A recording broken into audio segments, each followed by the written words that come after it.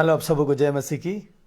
आज फिर परमेश्वर के साथ हम भेंट कर रहे हैं और परमेश्वर ने हमें एक सुंदर खूबसूरत वचन फिर से दिया है और एक खूबसूरत कहानी के साथ। परमेश्वर महान और उसकी दया महान। आज हम फिर परमेश्वर की महानता को देखने जा रहे हैं। हम पवित्र परमेश्वर का धन्यवाद देते हैं कि वो परमेश्वर हमें फिर से जीवन दिया और एक बेहतरीन खूबसूरत हमें शिक्षा दी है। आइए उस शिक्षा को पढ़ें और उससे जानें कि परमेश्वर की इच्छा क्या है हमारे लिए। और ये पाया जाता है पवित्र शास्त्र के नए नियम में, पहला पत्रस उसका 2 अध्याय पद 15 से हम पढ़ रहे हैं।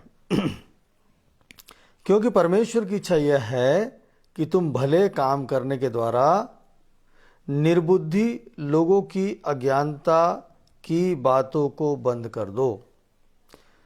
फिर से पढ़ता हूं। क्योंकि परमेश्वर की इच्छा यह है कि तुम भले काम करने के द्वारा निर्बुद्धि लोगों की अज्ञानता की बातों को बंद कर दो। अपने आप को स्वतंत्र जानो, पर अपनी इस स्वतंत्रता को बुराई के लिए आड़ न बनाओ। अपने आप को क्या जानो? स्वतंत्र जानो, लेकिन बुराई के लिए इसको आड़ न बनाओ। परंतु अपने आप को परमेश्वर के दास समझकर चलो। परंतु अपने आप को परमेश्वर के दास समझकर चलने के लिए कहा जा रहा है। और कहा जा रहा है 17 में, सबका आदर करो, भाइयों से प्रेम रखो, परमेश्वर से डरो, राजा का सम्मान करो। तो ये वचन जो है, जिस वचन के द्वारा हम आज के दिन को देख रहे हैं, ये एक खूबसूरत वचन। क्योंकि परमेश्वर की इच्छा यह है कि तुम भले काम करने के द्वारा निर्बुद्धि लोगों की अज्ञानता की बातों को बंद कर दो। चलिए आज फिर हम एक कहानी में जाते हैं और कहानी एक खूबसूरत स्पेन के एक लड़के की कहानी है। उस लड़के का नाम है जूली वेलेसियस। जूली वेलेसियस नाम का ये व्यक्ति जो आज विश्व में बहुत ज़्यादा फेमस व्यक्ति है। और इस व्यक्ति की कहानी को हम देखने जा रहे हैं, इसके जीवन के सच्चे घटना को देखने जा रहे हैं। ये एक बालक था। ये जब बालक 10 वर्ष का बालक था, तब ये अपने देश के लिए फुटबॉल खेलना चाहता था, गोलकीपर बनना चाहता था। और वो अपने मम्मी पापा से बोलता है कि मुझे अपने स्पेन के लिए, अपने इस क्लब के लिए मुझको फुटबॉल खेलना है, इसलिए मैं इस फुटबॉल में अपना पूरा मन लगाना चाहता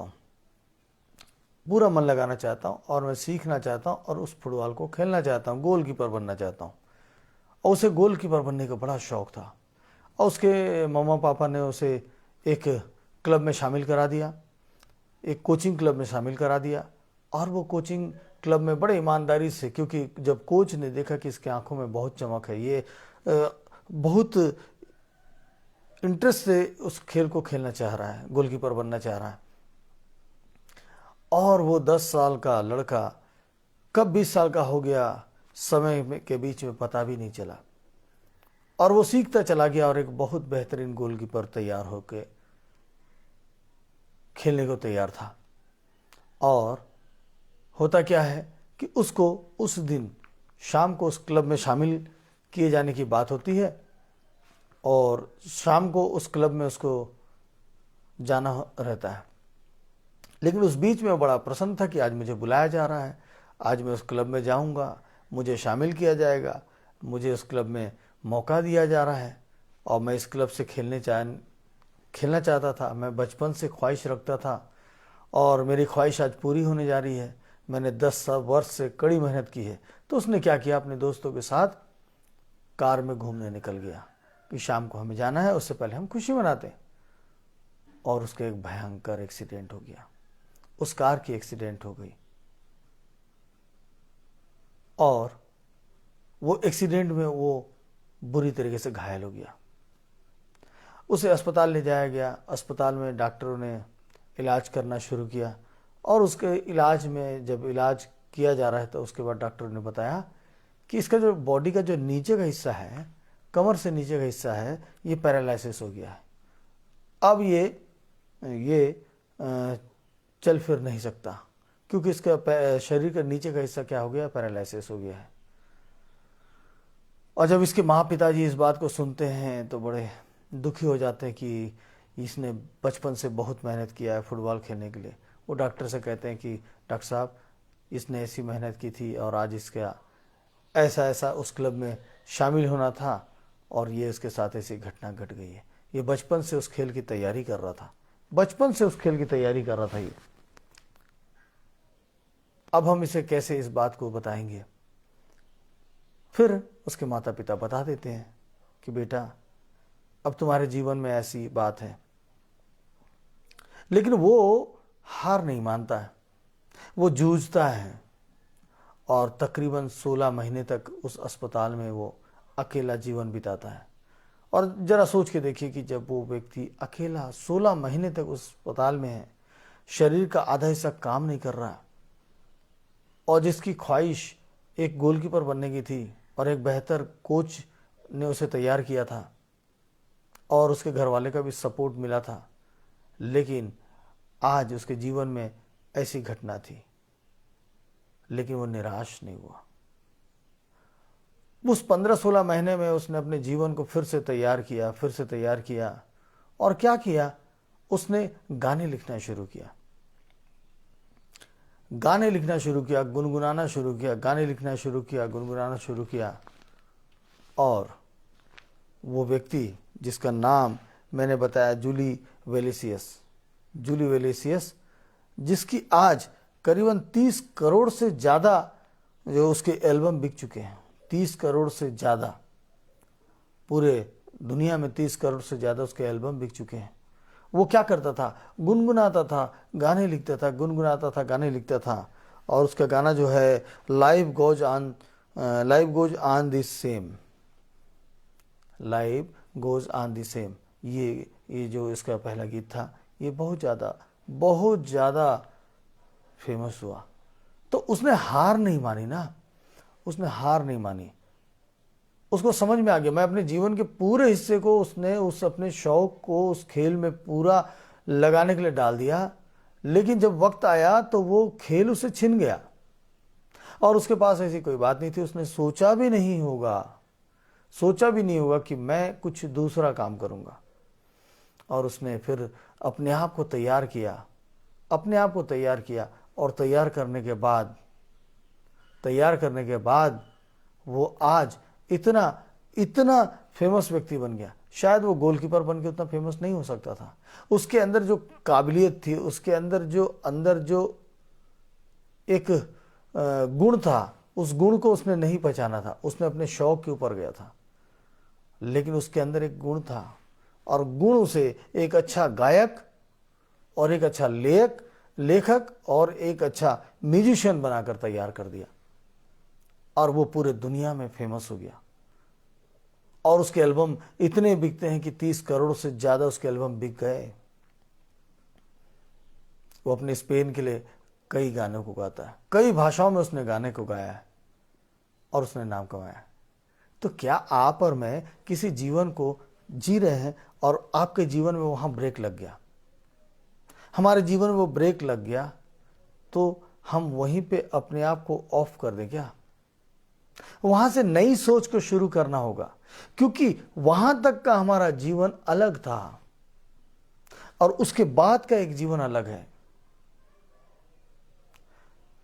वहां तक के जीवन में परिवार में हमारे लिए कुछ अलग काम थे, जिम्मेदारियां अलग थी, और वहां के बाद का स्टेप जो आता है उसकी जिम्मेदारियां बदल जाती। वो अपना पहचान में आ जाता है, अपना खुद का पहचान। उससे पहले वो अपने परिवार के साथ मिलकर एक नई पहचान बनाने की कोशिश कर रहा था, लेकिन उसका पहचान पहले से तैयार था। अगर वो 16 महीना उस बिस्तर में नहीं होता तो आज वो दुनिया में वो पहचान नहीं बना पाता जिस पहचान को उसको पाना चाहिए था। ऐसे ही हमारे जीवन में, मैंने कईयों के जीवन में ऐसी बातों को देखा है, कईयों के जीवन में देखा है। मुझसे बातें होती है, कईयों की अलग अलग विषय की प्रार्थनाएं होती है, कईयों का जीवन बदलता है। तो मैंने वैसे ही एक परिवार को देखा है, जो परिवार की जो महिला है वो अपने अपने परिवार से, अपने पति से आज परेशान हो गई है। उसके जीवन में दुख भर गया है। उसके पति किसी और के व्यभिचार में पड़ चुके हैं और उसके जवान जवान बच्चे, उनकी शादियां हो चुकी है और वो महिला आज अकेली पड़ गई, जिसने अपने जीवन में पूरे अपने परिवार के लिए अपना सेवा झोंक दिया, लेकिन आज वो अकेली पड़ गई है। आज उसके पति उसके साथ में नहीं, बच्चों का परिवार बस गया, बच्चे अपने अपने जगह में चले गए। यही स्थान जो है वहां स्टॉप लगाता है, क्योंकि यहां से उस महिला के लिए एक नया पहचान बनना शुरू होने वाला है। मैं विश्वास करता हूं उस महिला के जीवन में एक बदलाव आने वाला है, क्योंकि परमेश्वर उसको एक नए जीवन को दे रहे हैं, उसको एक नए जीवन को दे रहे हैं, उसका अपना एक पहचान बनाकर दे रहे हैं। तो हम जो सोचते हैं कि हमारे लिए यही है, हमको यही करना है, लेकिन हम कुछ और लेकर आए हैं। परमेश्वर हमारे लिए कुछ और योजना बनाकर हमको इस दुनिया में भेजा। हम फिर उस वचन को पढ़ लेते हैं, एक बार फिर से जरा ध्यान से देखेंगे। क्योंकि परमेश्वर की इच्छा यह है कि तुम भले काम करने के द्वारा निर्बुद्धि लोगों की अज्ञानता की बातों को बंद कर दो। लोग आपको कई बातों को सिखाएंगे, क्योंकि वो निर्बुद्धि की बातें हैं, निर्बुद्धि की बातें हैं। वो दुनिया की जो उनका एक्सपीरियंस है, जो उनका अनुभव है, वही आपको सिखाएंगे, उसी की शिक्षा हमें मिलेगी और फिर हम सोचेंगे कि हमारा जीवन यही है। अगर वो लड़का, स्पेन का वो बेहतरीन लड़का, अगर ये मान लेता कि मेरा जीवन अब नाश होने वाला है, मैं तो किसी के सहारे में रहने वाला हूं, मैं इस बिस्तर से उठ नहीं पाऊंगा, मैं पैरालिसिस में हूं, और वो यही सोचता रहता, तो उसका जीवन उसी बिस्तर में बीत जाता। जो व्यक्ति दौड़ के अपने लिए नाम नहीं कमा सका, वो अपने बिस्तर से नाम कमा लिया। उसको कहीं जाने की जरूरत नहीं पड़ी, वक्त उसको लेकर चला गया, दुनिया उसको लेकर उठाकर चली गई। तो यहां इसलिए बोला गया ना, क्योंकि परमेश्वर की इच्छा यह है कि तुम भले काम करने के द्वारा, तो भला काम करना होगा, भला काम करना होगा।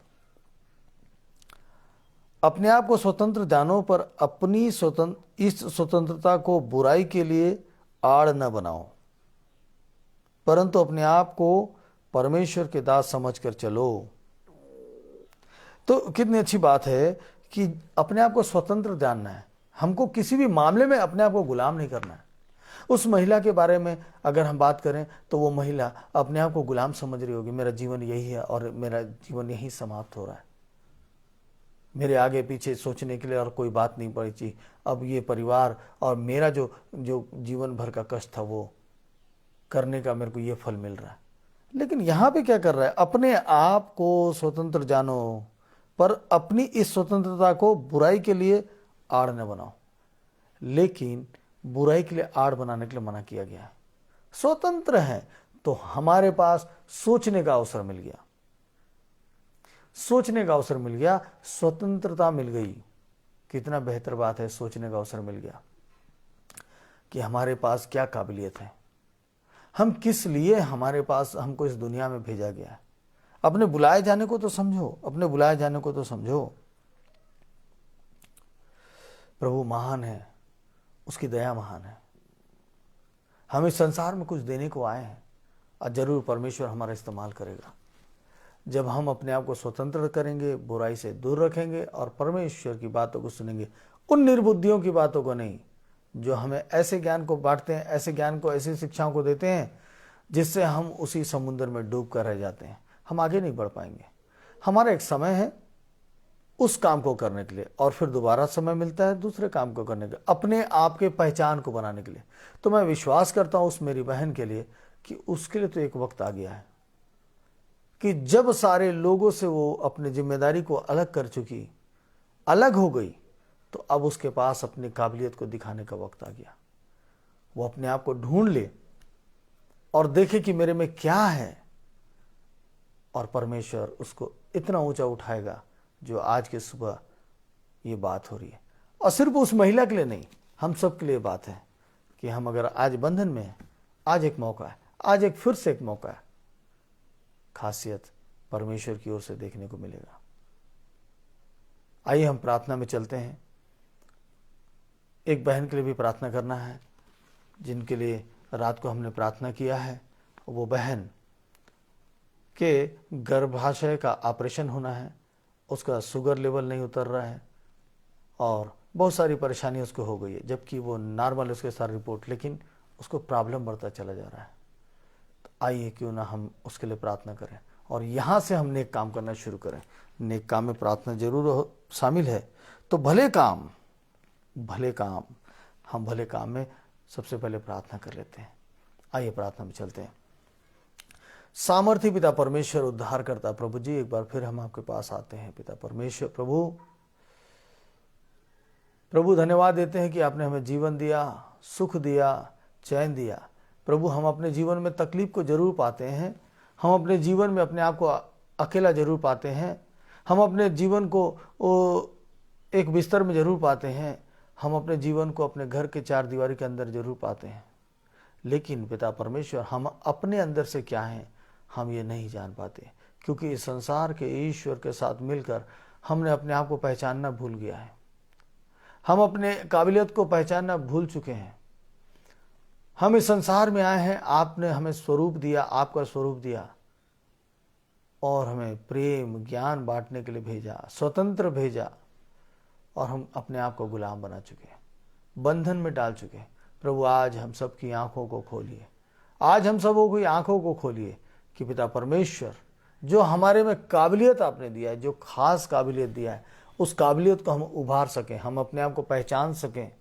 हमारी आंखें जो अंधी हो गई वो खोल दिए जाए, इससे पहले कि हम मृत्यु के बिस्तर में चले जाएं, इससे पहले कि हम 2 गज जमीन के नीचे चले जाएं, इससे पहले कि हमें झोंक दिया जाए इस संसार के अंदर और हमारी सारी पहचान खत्म हो जाए।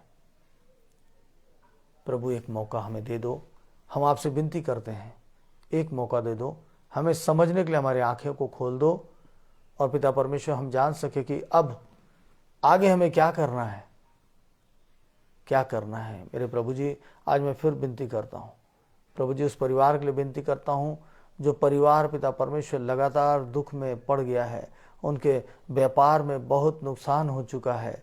इस पिता परमेश्वर, इस कोरोना काल में पिता परमेश्वर वो परिवार तबाह होने की स्थिति में आ गया है, कर्ज से डूब गया है। मेरे पिता परमेश्वर, वो परिवार में तकलीफें बढ़ गई है प्रभु। सुबह शाम वो परिवार की माता प्रभु जी प्रार्थना करा रही है, आपको पहचानना चाहती है, आपके द्वारा उद्धार छुटकारा पाना चाहती है। मेरे प्रभु यीशु मसीह दया करो, मेरे प्रभु यीशु मसीह दया करो। उस परिवार को अपने हाथों में थाम लो, उनके व्यवसाय को दोबारा से शुरू कर दो पिता परमेश्वर, क्योंकि मैं जानता हूं कि आज की स्टोरी जो आपने दिया है, ये स्टोरी, ये ऐसी सिंपल स्टोरी नहीं, ये हमारे बदलने की स्टोरी है। ये वहाँ पे हमारा जीवन खत्म नहीं, यहाँ से नई शुरुआत के लिए एक स्टोरी है। मेरे प्रभु यीशु मसीह, उद्धार करता पिता परमेश्वर, दया करने वाले मेरे प्रभु जी, आज मैं उन लोग सबों को मैं आपके हाथ में सौंपता हूँ पिता, और उस बहन को खासकर मैं आपके हाथ में देता हूँ। मैं विश्वास करता हूँ पिता कि रात की प्रार्थना को आपने सुनकर उस बहन को पूर्ण रूप से चंगा कर दिया है, उसे अशुद्ध आत्माओं से छुटकारा दिया है। और प्रभु, अभी जब उसकी आज सुबह जांच होगी पिता, तो उस जांच में पिता परमेश्वर उसके शरीर में सारी बातें नॉर्मल पाई जाए पिता परमेश्वर। प्रभु दया करना पिता परमेश्वर, दया करना प्रभु जी, उस महिला के लिए, उस बहन के लिए दया करना पिता परमेश्वर, जो पिता जिसका ऑपरेशन होना जरूरी है पिता। प्रभु उस ऑपरेशन के लिए द्वार खोलिए, उस ऑपरेशन के लिए द्वार खोलिए। और प्रभु, यदि आपकी इच्छा है कि उस बेटी के शरीर को आप छू कर चंगाई दे दें, उसके शरीर को नया बना दे, तो प्रभु जी नया बना दीजिए, ऑपरेशन की जरूरत ना पड़े। और यदि ऑपरेशन की जरूरत है तो भी प्रभु जी उस महिला को, उस बहन के ऊपर आपकी दया, आपकी करुणा उतर जाए। उन डॉक्टरों के हाथ में आपका हाथ हो, उन डॉक्टरों के दिमाग में आपका ज्ञान हो पिता परमेश्वर। प्रभु आपको धन्यवाद देते हैं कि आपने प्रार्थना को सुना है। मेरे पिता परमेश्वर, आज का दिन हमें फिर से मिला है, इस तारीख को पिता परमेश्वर हम हमेशा स्मरण रख सके पिता परमेश्वर। और प्रभु जितने लोग आज प्रार्थना में फिर शामिल हुए हैं, जितने लोग आज पिता परमेश्वर इस प्रार्थना में शामिल हैं या आगे चलकर शामिल होंगे पिता, आज उनकी प्रार्थना का उत्तर मिले पिता प्रभु। इससे पहले कि सूरज डूबे प्रभु जी, उनका उत्तर पहले आ जाए पिता परमेश्वर। हर एक व्यक्ति आनंदित हो जाए और बंधन से छूट जाए पिता। और जिस प्रकार से आज के वचन आपने कहा, अपने आप को स्वतंत्र जानो, तो स्वतंत्र हो जाए पिता परमेश्वर। धन्यवाद प्रभु, आपने ऐसा किया। धन्यवाद प्रभु, आपने जीवन दिया। धन्यवाद प्रभु, आपने वचन दिया लोगों के बीच में बोलने के लिए। आपको लाखों बार धन्यवाद देता हूँ और आपके पवित्र मीठे नाम से मांगता हूँ, सुनिए और ग्रहण कीजिए। आमीन। तो मेरे प्रिय विश्वासी भाई बहनों, हमारे पास ऐसी बहुत सारी बातें हैं, बहुत सारे लोगों के दुखों की बातें हैं। मैं आप सारे लोगों के लिए मैं ये बात बोलना चाहता हूँ। आप जो मुझसे जुड़े हुए लोग हैं, आपके पास जो इतनी सारे दुख हैं, आपके पास नाना प्रकार के अलग अलग व्यक्ति के अलग अलग दुख हैं, लेकिन उस दुख के अंदर कुछ तो सुख रखा हुआ है। क्यों ना आज उसको हम ढूंढें, क्यों ना आज की कहानी से हम सीख लें, और क्यों ना आज हम परमेश्वर की उस आज्ञा का पालन कर लें और समझें कि परमेश्वर आज हमें क्या बोलते हैं, कौन सी चीज से हमें आज उभारने जा रहे हैं परमेश्वर। आइए हम परमेश्वर के सामने अपनी आंखों को उठाएं, परमेश्वर के सामने अपने सिर को झुकाएं, परमेश्वर के सामने अपने देह को, अपने तन को रख दें। फिर देखिए शुरुआत आज से हो जाएगी। आज का दिन हमें नोट करने का दिन है, बिल्कुल खास दिन है। आज की तारीख खास है, नोट करें और आज की तारीख से हम एक नए शुरुआत में चलें। प्रभु आप सबों को आशीष दे। और फिर प्रभु ने चाहा तो हम कल फिर एक नए वचन के साथ, एक नई कहानी के साथ आपसे बातें करेंगे। प्रभु आप सबों को आशीष दे और आज दिन भर आपको खुश रखे, हर समस्या से दूर रखे। आप सबों को जय मसीह की।